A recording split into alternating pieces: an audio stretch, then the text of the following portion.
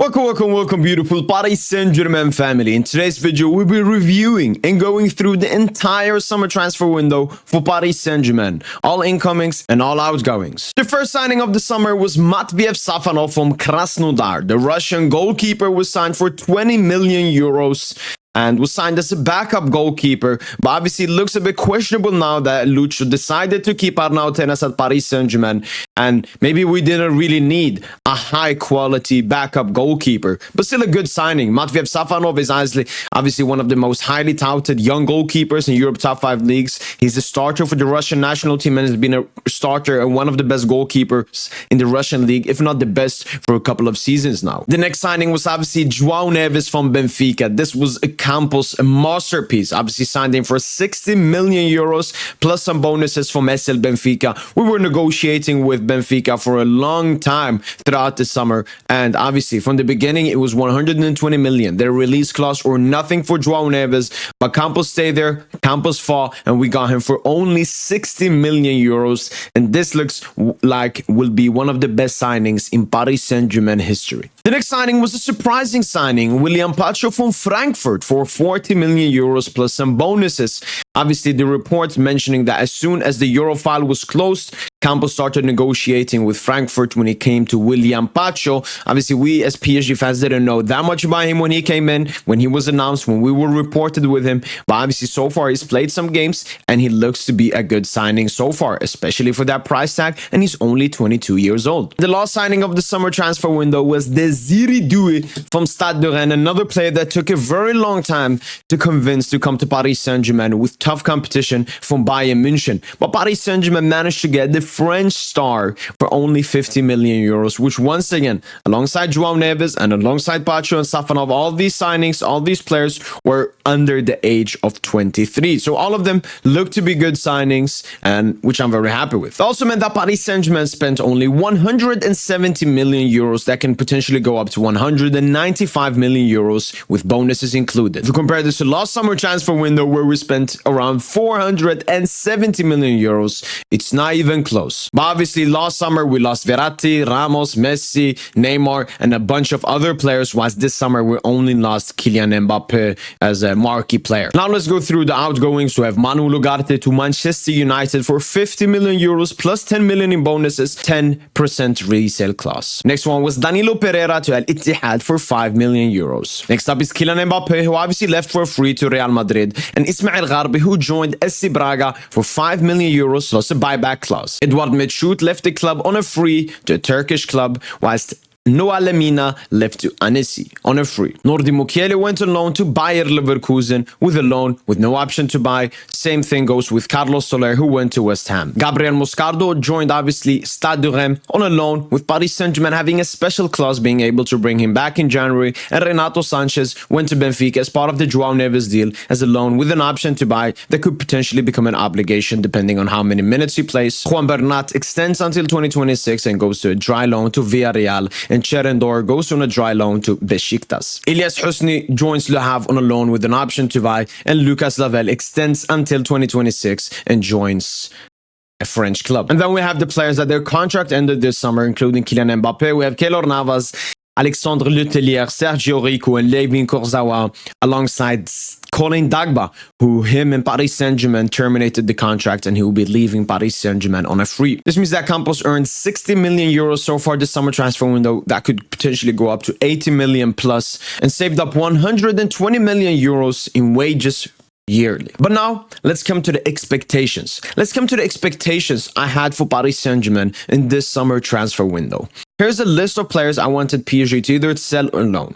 Fabian didn't sell. Carlos Soler, we got rid of. Ethan Mbappe, we got rid of. Juan Bernat, we got rid of. Mbappe got rid of. Mukiele, Danilo Pereira, Kurzawa, Colin Dagba, Keylor Navas, Sergio Rico, Renato Sanchez, Alexandre Letellier, and on the second one, Ismail Gharbi, Cherendor, and Manu Ugarte. So we got rid of most of the players that I expected Paris Saint-Germain to get rid of, which is a great thing. But when you look a bit deeper, players like Carlos Soler, Juan Bernat, Colin Dagba, Nordi Mukiele, Renato Sanchez were players I expected us to sell and get good money from. Not a dry loan, not terminate their contract. And lastly but not least, Kolomwani, Milan Skriniar, and Presnel Kimpembe were were obviously the three main guys that PSG should try to get rid of the club. Why? Because all of them have high wage and are not part of Lucha's plans. But all of these were failures when it came to outgoings this summer transfer window. Now let's look at my expected signings. I have two pictures. This is the first one. I obviously got Due. I put Vermin as a green because we got Neves. I put Inacio as a green because we got Pacho. And I put Chevalier as a green because we got Matiev Safanov. But apart from that, we didn't get the rest. And another picture here. I mean, we didn't get any of these players that I have in these pictures. And obviously, Xavi Simons has been in both pictures. That was a debacle by Paris Saint Germain. I think Xavi Simons would have fit perfectly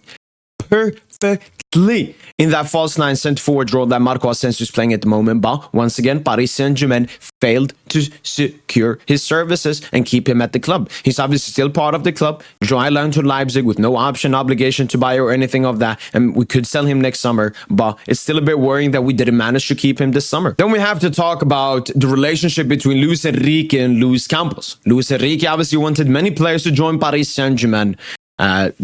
He wanted Kvara, didn't get Kvara. He wanted Julian Alvarez, didn't get Alvarez. Wanted Yoro, didn't get Yoro. Wanted Nico, didn't get Nico. Wanted Bruno, didn't get Bruno. Wanted Bernardo, didn't get Bernardo. Wanted Kimmich, didn't get Kimmich. Wanted Sancho, didn't get Sancho. And wanted Cherky, didn't get Cherky. The only two players that he really wanted was Joao Neves and Desiree Doué, and he got those two players. So I mean, it's not a failure of a window. It's just far less from expectations. So Lucha didn't get his main targets. Neither did he get fullback spots for backup wingers, backup fullbacks, potentially even a backup center-back. But this is where I love Luis Enrique. This is where he's more than just a manager and he is an actual leader. Because these were his comments recently. Luis Enrique, we had a very good transfer window. My influence on the transfer window, since I joined PSG, even with the transfer window already open, I've had an influence on every decision and choice. No player that I don't like has been signed.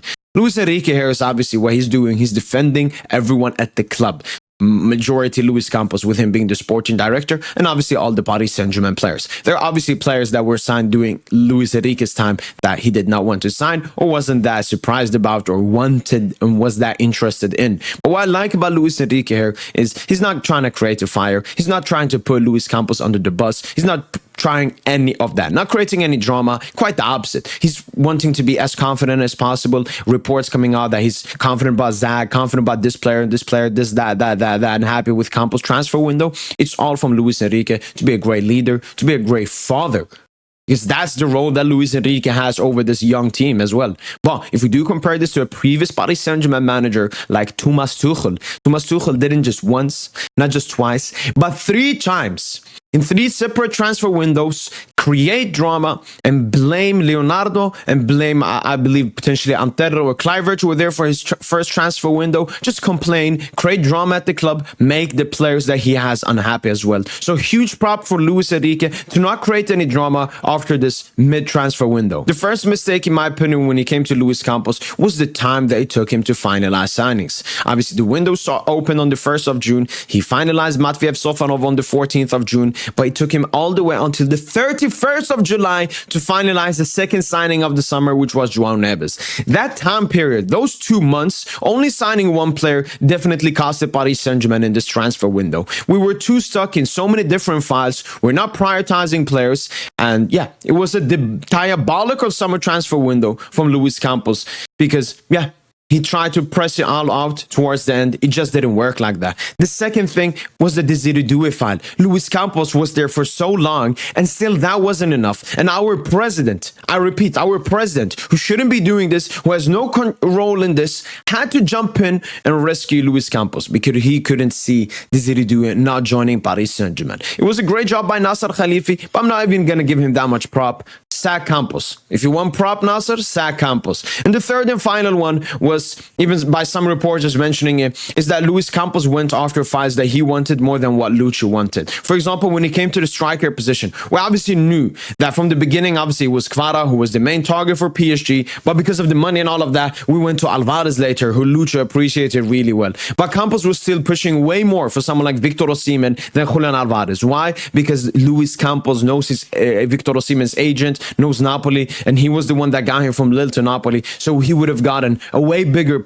individual, selfish money package than if you'd signed Julian Alvarez to Paris Saint Germain. And that's why, after going through the entire transfer window, outgoings, ingoings, and expectations from the beginning of the season, I will give this transfer window a 6.5 rating out of 10. I think there was so much stuff we could have done better, and we will go through the main stuff that Luis Campos failed in this transfer window, but I'm still happy with what we did in this transfer window. A 6.5 isn't bad. It just means that we should have done much better, especially when it came to outgoings, in my opinion. But let's be confident. I think we have a great squad. I don't think us lacking that many players is that big of an issue. I think the only starting quality was probably for the false nine position. So Kvaratskhelia, Julian Alvarez, I think that was the priority target for Paris Saint Germain this summer.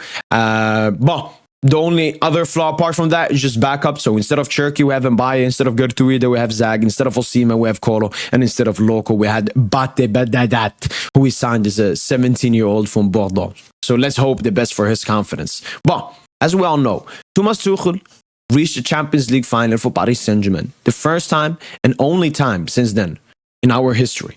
And he did that with some subpar players, and a lot of players including Verratti, Neymar, Mbappe, Di Maria, all missing huge chunks of that season. So Luis Enrique, all eyes are on you at the moment. The window is done. The Campos disrespect, the Campos slandering is over. Now, all focus is on you, Luis Enrique, to tactically get the best out of the players that you have and win Paris Saint Germain trophies and compete in every single one of them. That has been it. Hopefully you guys have enjoyed this video. Let me know in the comments down below, what's your rating for Paris Saint Germain's 2024-2025 summer transfer window? That's been it from your boy PSG, and as usual, allez Paris!